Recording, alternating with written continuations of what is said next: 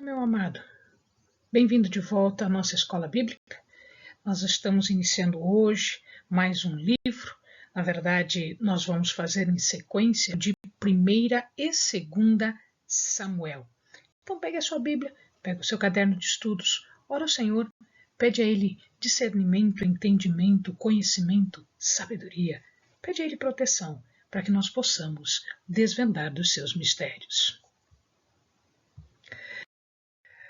O livro de Samuel, na verdade, os 2 volumes, ele tem como dois principais objetivos. Em primeiro lugar, falar sobre a transição de um regime de governo, que era o da teocracia, isto é, Deus estava no centro de toda a vida dos israelitas, para a monarquia, isto é, nós vamos substituir esta posição central de governo que estava sendo exercida por Deus por uma outra pessoa, no caso, a figura de um rei. E, logo em seguida, uma vez que a monarquia é instituída, nós vamos falar sobre os reinados de Saul e de Davi, os 2 primeiros reis de Israel. Em relação ao livro, as histórias que são relatadas por Samuel, elas vão se desenvolver, elas vão acontecer entre os anos de 1050 a aproximadamente 970 antes de Cristo. A gente imagina que esta data seja correta exatamente por acontecimentos posteriores, que nós temos certeza da data, e fazendo os cálculos de acordo com a cronologia que a própria Bíblia foi falando para nós. Ou seja, nós fomos tirando data, fomos tirando anos para achar essa data aproximadamente. Muita gente acha que o autor do livro seja Samuel. Em verdade, existem algumas hipóteses. Tem-se que o início, a parte inicial, pode sim ter sido escrita por Samuel.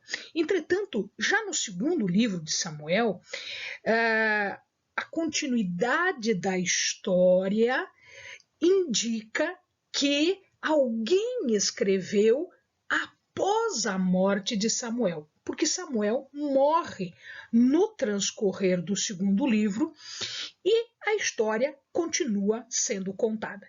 Então imagina-se que a primeira parte pode sim ter sido escrita por Samuel, mas não todo o livro, exatamente porque ele já estava morto quando parte da história havia acontecido. Uma outra questão também que se coloca é que o livro de 1ª e 2ª Samuel, na verdade, era composto de 4 livros que nós temos hoje. Então, 1ª e 2ª Samuel, seguida de 1ª e 2ª Reis. Isto tudo fazia parte de um único livro. Portanto, 1ª Samuel, parte de 2ª Samuel, pode ter sido escrito por ele, mas o restante não. Imagina-se que a segunda parte do livro 2 de Samuel, 1ª e 2ª Reis, podem ter sido escritos por Natã ou por Gade. Então, isso fica sem termos certeza, exatamente porque esta informação se perdeu com o tempo. Onde é que as histórias se passam? Então, se o amado observar no mapa aqui do ladinho, nós vamos observar que a cidade de Siló estava colocada aqui, Afeque, que vamos ver daqui a pouquinho, vai ser mencionada, as principais cidades dos filisteus próximo ao mar, né? Ecrom, Asdod, Ascalon, Gaza e aqui do ladinho Gate, depois Ziglac, que vai ser a terra onde Davi se esconde, um pouquinho mais para cima aqui En-Gedi, né? Aqui Adulão, na caverna de Adulão, Bet-Semes também é citada, Kiriat Jearim também vai ser citada. Aqui em cima, Gilgal, Micmas, Ramá, Mispa, ou seja, esta parte aqui que o amado está vendo, essa região aqui, é o local onde a principal história se dá. Depois nós vamos ver que eles estendem um pouquinho para Jabes-Gileade e Bezeque aqui em cima. Então, o amado vai perceber que a história de 1 Samuel, principalmente 1 Samuel aqui, ela se desenrola em poucos quilômetros do território de Efraim e de Benjamim. Efraim é essa parte aqui, Benjamim é essa parte aqui, onde a maior parte da história vai acontecer, exatamente porque Saul é benjamita, e uma outra parte aqui para baixo de Judá, porque Davi é da tribo de Judá. O livro é composto de 3 grandes partes. A primeira parte é a história do próprio Samuel. Samuel é o último juiz. Ele vai substituir Eli e ele vai ficar à frente do povo como profeta, como sacerdote e como juiz. Quando o povo pede um rei, nós já passamos para o segundo terço da composição do livro, que tratará da vida de Saul. Saul, o primeiro rei de Israel. E, finalmente, junto com uma parte da vida de Saul, do reinado de Saul, nós temos a história de Davi. Então, a história de Davi, ela pega uma parte do reinado de Saul, porque ele é ungido rei, enquanto Saul ainda vive, enquanto Saul ainda é rei, e depois ele vai fugindo de Saul. Depois, quando Saul morre diante dos filisteus, ele assume o reinado, e aí vai se contar a história de Davi até lá pertinho da sua substituição por seu filho Salomão. Então, a primeira parte é a parte de Samuel. Nós vamos estudar, nós vamos nos dedicar, então, aos primeiros vídeos a falar sobre Samuel. Samuel, ele é considerado, então, como nós já vimos, o último juiz. E aqui, para facilitar o nosso estudo, nós dividimos o livro, essa terça parte que fala sobre Samuel, em 4 partes importantes. O seu nascimento e a sua infância, a corrupção que havia em Siló, principalmente perpetrada, feita pelos filhos de Eli, e as consequências. Nós vamos ver que são consequências muitíssimo graves, que inclusive chega-se a perder o sumo sacerdote, que é Eli. Eli morre, os seus filhos morrem, a arca é tomada, ou seja, há uma consequência bastante grave, bastante séria em relação a essa corrupção, a essa idolatria. Depois o arrependimento e nova consagração, já através das mãos de Samuel, e o pedido de monarquia. Então ele começa com o nascimento de Samuel e vai até a instituição da monarquia. Então vamos lá, vamos à primeira parte desta história, que é o nascimento e a infância de Samuel. Nós vamos dividir de novo para facilitar a nossa vida aqui, para facilitar o teu estudo, em a oração de Ana, que a gente vai ver já de imediato, e depois a resposta a esta oração. Deus estava bastante atento a esta oração, ao coração de Ana, e, portanto, ele responde de forma bastante imediata quanto a esta oração.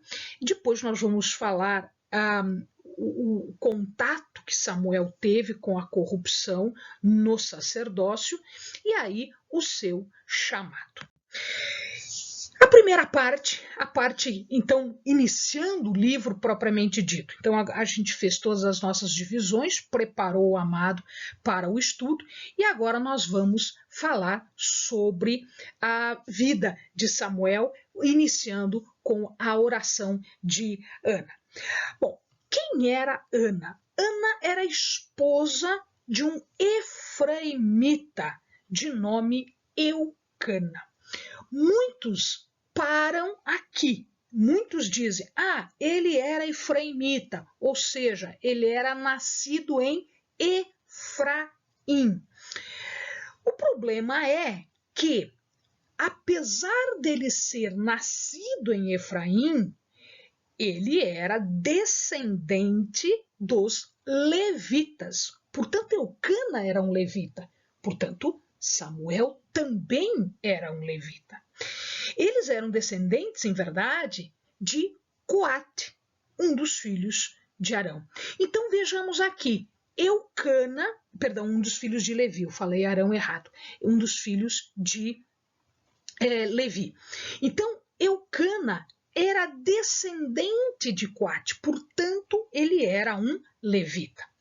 Ele havia se casado, ele tinha 2 esposas. Ele tinha uma esposa de nome Ana, o nome Ana quer dizer graça, e havia uma outra esposa de nome Penina. Penina, se nós traduzirmos, quer dizer pérola. Penina era a mulher que dava filhos a Eucana. E Ana era estéril. Aliás, esta era uma situação bastante comum dos patriarcas. A gente já viu que os patriarcas tiveram nas suas esposas preferidas bastante dificuldade em ter o primeiro filho. Elas eram estéreis, né? E aí, mediante oração, o Senhor ouviu e o Senhor deu filhos a estas mulheres. Isso não foi diferente com Ana. Ana era bastante assediada por Penina, porque naquela época, uma mulher que tinha filhos, ela devia ser olhada com olhos diferentes pelo seu esposo, porque ela estava dando descendentes. E a descendência para este povo é uma coisa bastante importante. Para a mulher, a descendência é super importante. Por que é super importante? Porque a descendência era a garantia de uma vida tranquila, de uma sobrevida na velhice. Porque se ela não tivesse mais o esposo, os filhos deveriam garantir a velhice das mulheres. Então, Ana, apesar de ser a preferida de Eucana, ela não tinha filhos. E Penina ficava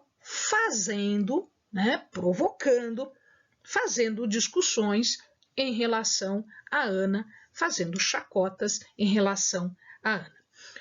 Todo ano eles subiam para as festas, né? Nós já vimos em alguns vídeos, e o amado já deve ter lido, que os israelitas deveriam subir.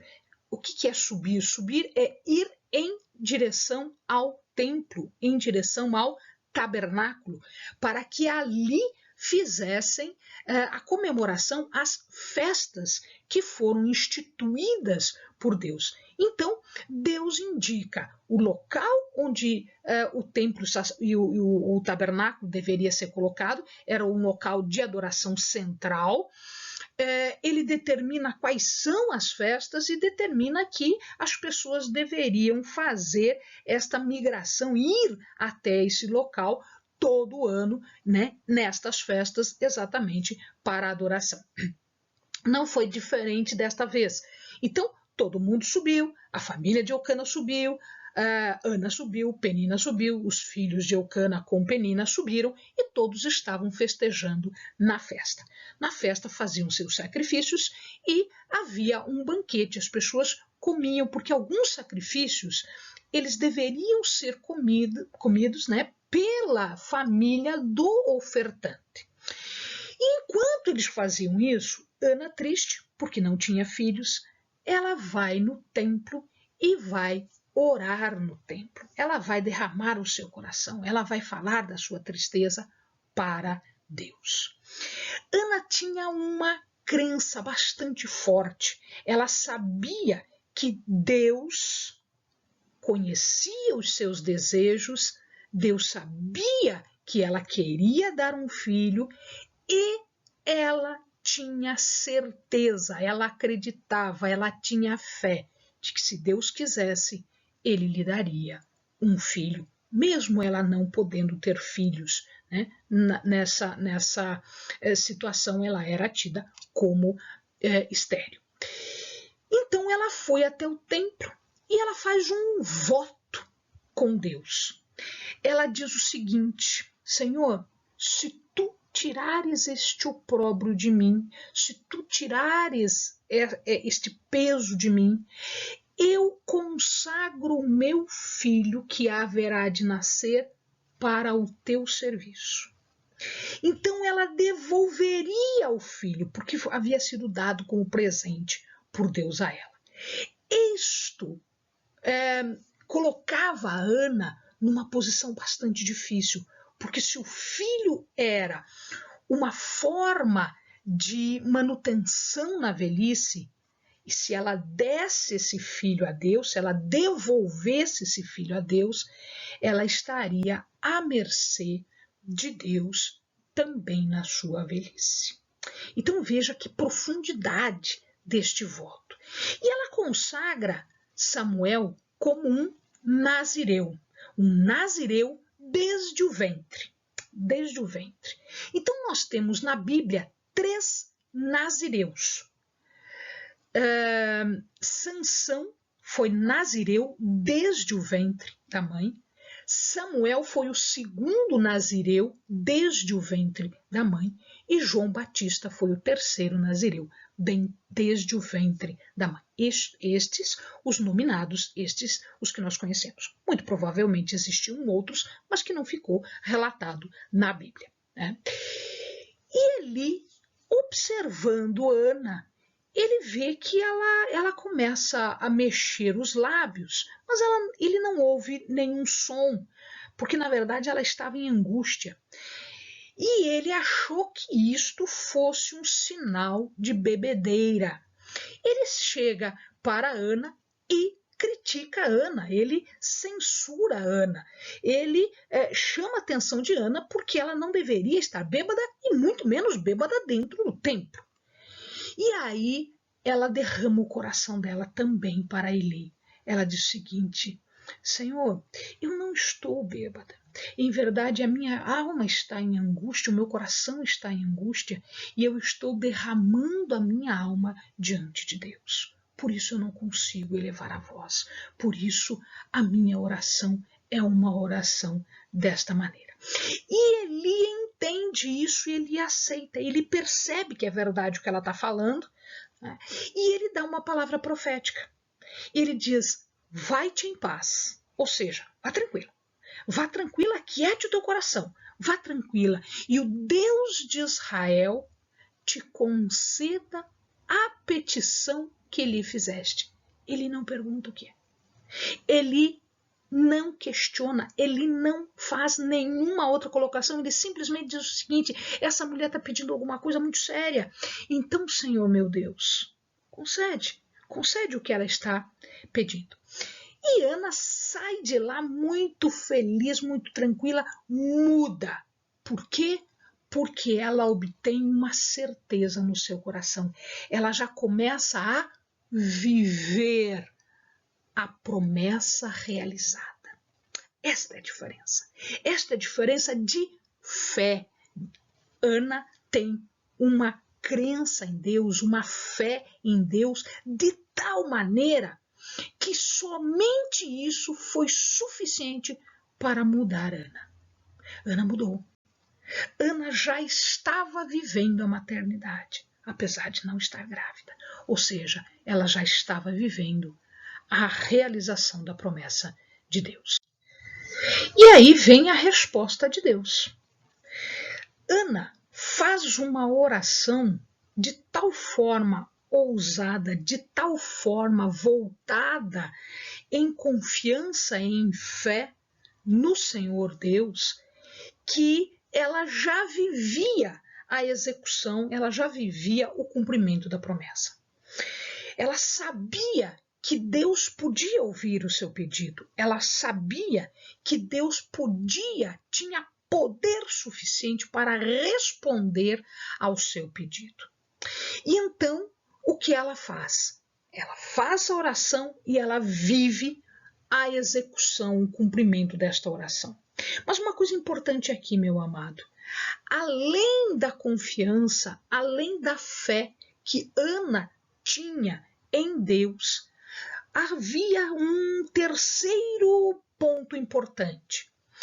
O pedido de Ana estava em conformidade, em acordo com a vontade soberana de Deus. Ou seja, Deus haveria de realizar o que estava no coração de Ana e o que estava sendo manifestado em fé, em confiança, com um comportamento de confiança, mas também porque estava em acordo com a sua vontade. E um tempo depois, o que acontece é que ela engravida e ela dá à luz a Samuel. O nome Samuel quer dizer, o nome de Deus é El. El quer dizer Senhor. Então, o nome de Deus é El, Senhor nosso Deus. Muito bem, e agora ficava faltando o cumprimento. E Ana cumpre. Ana cumpre. Após os 2, 3 anos em que levava, era o tempo mais ou menos que se demorava para o desmame das crianças naquela época, as crianças mamavam até uns 2, 3 anos mais ou menos, quando ele termina esta fase, Ana então vai até Siló, vai até Eli, leva um novilho de 3 anos, que é o sacrifício determinado para estes casos, e cumpre o seu voto. Ela vai até lá e deixa Samuel aos cuidados de Eli. E aqui nós vamos ver, como fechamento desta fase, um cântico de Ana. Os estudiosos dizem que o cântico de Ana, este cântico de Ana, ele serviu de modelo a alguns cânticos mais para frente que nós vamos observar, inclusive lá no nascimento de Jesus. É um cântico muito parecido, com elementos muito parecidos. O que diz esse cântico? Olha que maravilha, meu amado. O meu coração exulta no Senhor. A minha força está exaltada no Senhor. Não há santo como é o Senhor. Não há outro além de ti. Rocha nenhuma há como o nosso Deus. Ele guarda os pés dos seus santos. Não é pela força que prevalece o homem. Os que contendem com o Senhor serão quebrantados. Claro, ela está falando de algumas pessoas que viviam fazendo chacotas, mas ela cria num poder maior. Ela confiava em alguém que podia. Ela confiava numa rocha. Ela confiava num santo. Ela confiava em Deus. Querido, Deus não deu só Samuel para ela. Samuel foi devolvido. Deus deu outros 5 filhos para Ana, para que ela vivesse completa, satisfeita. Mas ela não abandonou Samuel. Ela visitava Samuel de vez em quando. Aqui nós temos um cântico de alguém que reconhece o poder, a soberania, que reconhece a fortaleza de Deus. Amém, amados. Bons estudos.